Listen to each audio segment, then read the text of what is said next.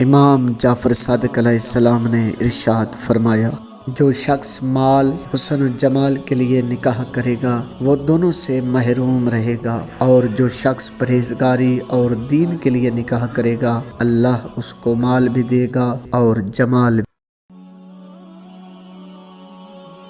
اپنی بیوی کو زیادہ عزیز رکھنا پیغمبروں کے اخلاق میں شامل تھا۔ فرمایا کہ میرے خیال میں کسی مرد مومن کے ایمان میں ترقی نہیں ہو سکتی سوائے اس کے کہ وہ اپنی بیوی سے محبت رکھے۔ فرمایا کہ جسے اپنی بیوی سے زیادہ محبت ہوتی ہے اس کے ایمان میں ترقی ہوتی ہے۔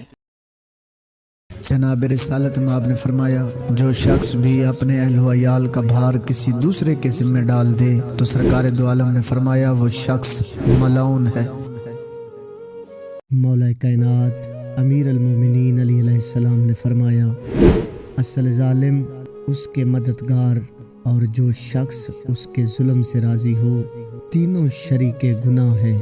جناب صادق آل محمد علیہ السلام نے فرمایا، جو شخص کسی پر ظلم کرتا ہے اللہ تعالیٰ کسی اور کو اس پر مسلط کر دیتا ہے کہ اس پر یا اس کی اولاد پر ویسا ہی ظلم کرے۔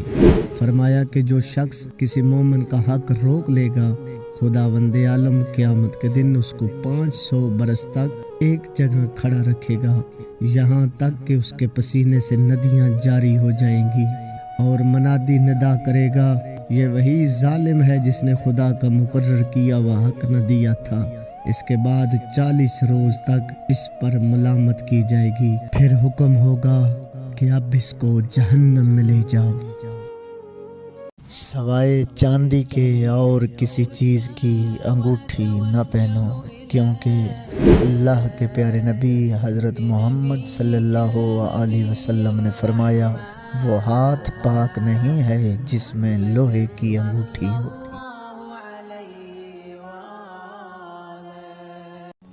صادق علیہ محمد نے فرمایا، جو شخص مسلمانوں کا حاکم ہو جائے اور ان کے اموال کی طرف متوجہ نہ ہو، اللہ تعالیٰ بھی اپنی رحمت اس سے ہٹا لے گا اور اس کی پرواہ نہ کرے گا۔ امام محمد باقر علیہ السلام نے ارشاد فرمایا، 3 باتیں ایسی ہیں ان کا کرنے والا مرنے سے پہلے ہی ان کا عذاب بھگت لیتا ہے۔ نمبر 1 کسی پہ ظلم کرنے والا، نمبر 2 قطع رحمی کرنے والا، اور نمبر 3 جھوٹی قسمیں کھانے والا۔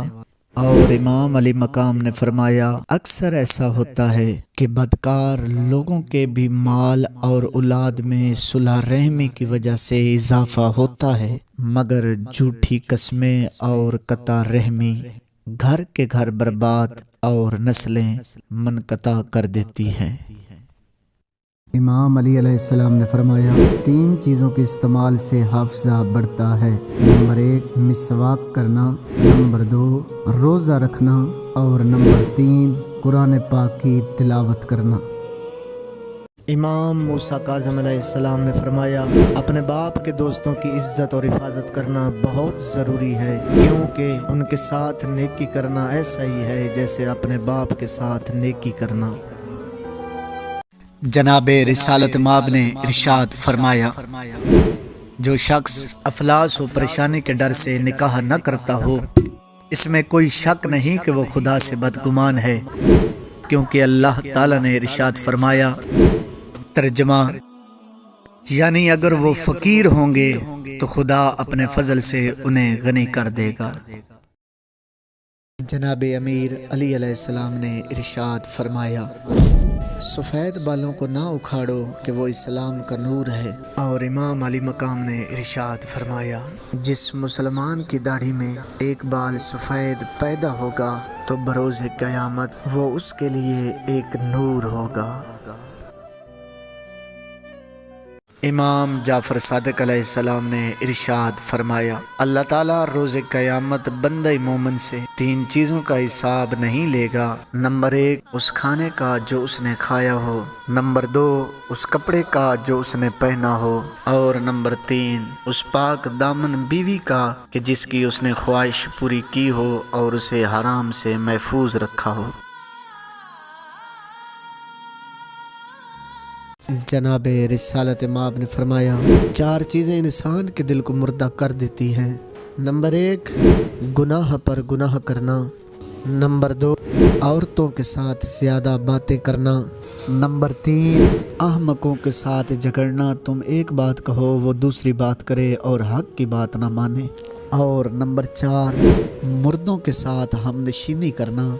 लोगों ने अर्ज़ की या रसूल अल्लाह मुर्दे से क्या मुराद है? तो पैगम्बर आज़म ने फरमाया मुर्दे से मुराद वो शख्स, वो अमराज जो अपने खुदा को भूल गए हों।